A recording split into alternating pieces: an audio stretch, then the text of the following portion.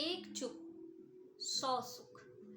सबसे पहले तो आपका स्वागत है। आप सब खुश रहें, मस्त रहें, हमेशा मुस्कुराते रहें। और चुप रहने के क्या क्या कारण है और हमें चुप क्यों रहना चाहिए और हमें चुप कैसे रहना चाहिए, चलिए आज उसी पे बात करते हैं।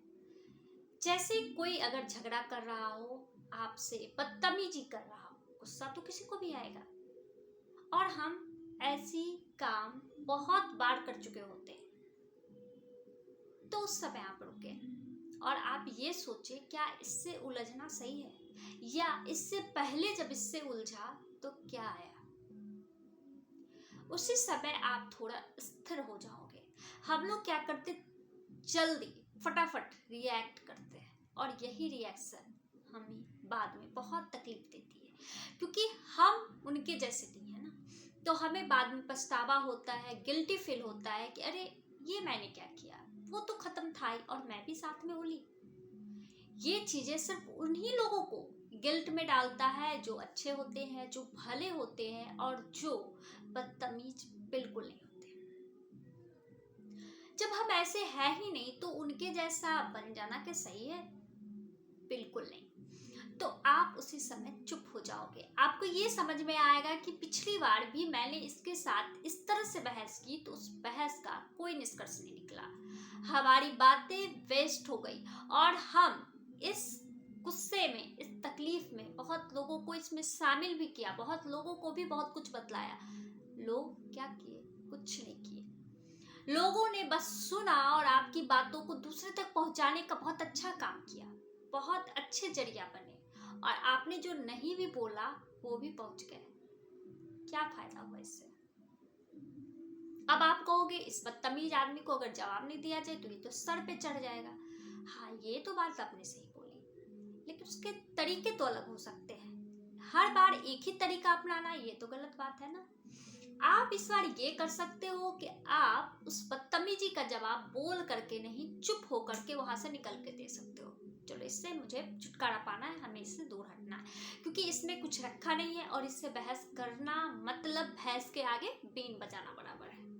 तो भैंस को क्या करते हैं लोग, डंडे से मारते हैं ना, उसके सामने आप बीन बजाओगे तो उसे कुछ भी समझ में नहीं आएगा। तो हम उस बंदे को भैंस से समझ लेते हैं। क्या जाता है मन में, तो कुछ भी सोच सकते हैं, भले हमें उसका प्रतिक्रिया दूसरों को नहीं देना है, बताना नहीं है कि भैंस है, ये है, वो है, बिल्कुल नहीं, क्योंकि हमें चुप रहना है। अब बात आई कि सुनना है।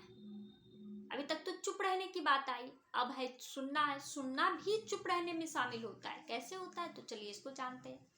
जैसे कोई कुछ हमें बोल रहा है तो हम उनकी बातों को सुनेंगे। ऐसा नहीं कि चुप रह रहे हैं, कोई मतलब नहीं है, उनकी बातों पर ध्यान ही नहीं दे रहे हैं, ऐसा नहीं करना है।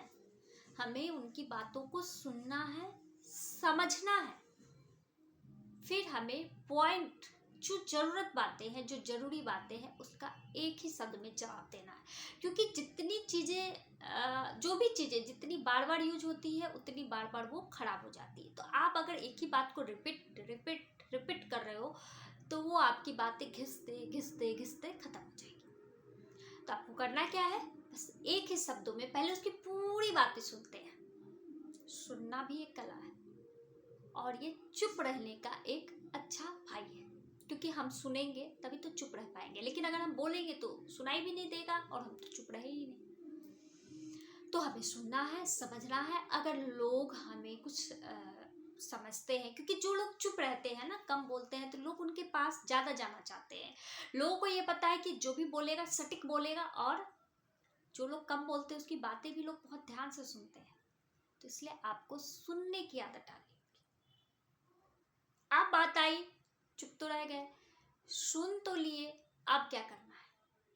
तो अब यही करना है, जैसे हम कोई गोल बनाते हैं, हमारे कुछ लक्ष्य होते हैं कि हमें कुछ करना है, होता है ना कि हमें ये चीज अचीव करना है, लेकिन हम करते क्या है, अचीव तो पता नहीं कब होगी, इसकी तो कोई गारंटी नहीं, और ये भविष्यवक्ता हम हैं भी नहीं जो हमें पता भी चल जाए।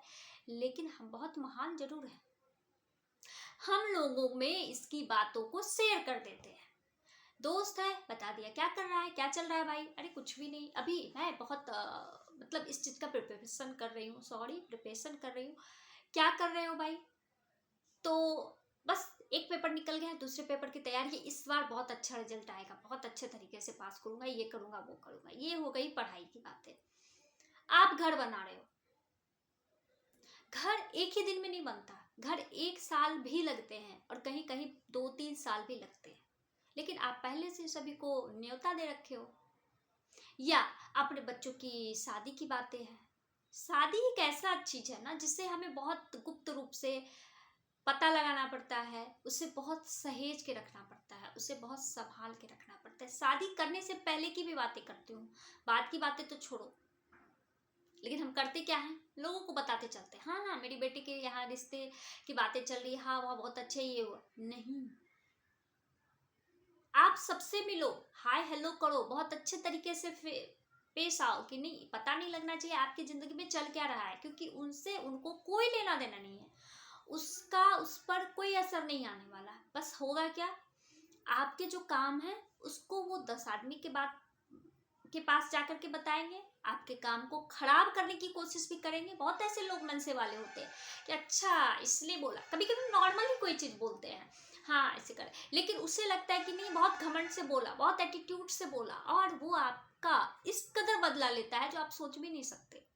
कभी कभी ऐसा भी होता है, जैसे आप पढ़ाई कर रहे हो, कोई चीज की आपकी तैयारी चल रही है और उस तैयारी के बहुत करीब हो, लेकिन लोग क्या करेंगे, आपको बहुत परेशान करेंगे, आपको तब समझ में आएगा ये मैंने क्या किया। और इसी जगह अगर कोई दूसरा बंदा किसी को बिना बताए साइलेंट मोड में काम करता है, तो उस बंदे की तैयारी भी अव्वल दर्जे की होती है और उसकी सफलता शोर मचाती है। तो हमें भी इसी तरह से करना चाहिए, और यही 3 कारण हमें चुप रहने में हमारी बहुत मदद करेगी और ये हमारी आदत बन जाएगी। और इस पे मैं बहुत सारी वीडियो बनाई भी हूँ और आगे भी बनाऊंगी, इसलिए प्लीज़ आप लोग इसे देखें समझें। और जिन्हें भी ये वीडियो अच्छा लगा, आपको लग रहा है कि मैंने जो 3 पॉइंट बताई वो तीनों सही है, तो प्लीज़ आप लाइक करके हमें बताएं कि हाँ आपको ये वीडियो अच्छी लगी। जो भी मेरे इस चैनल पर नए हैं और उन्होंने सब्सक्राइब नहीं कर रखा है, तो प्लीज़ इस चैनल को सब्सक्राइब करें, बेल आइकन को दबाएं, जिससे कि मैं कुछ भी वीडियो डालूं तो आपके पास पहुंचे, ताकि आप मेरी कुछ वीडियो तो देख पाए। और जो देखते हैं लगातार हमारे इस चैनल पर बने हुए हैं और सब्सक्राइब भी कर रखा है, उससे मैं तहे दिल से थैंक यू कहना चाहती हूँ। Thank you very much.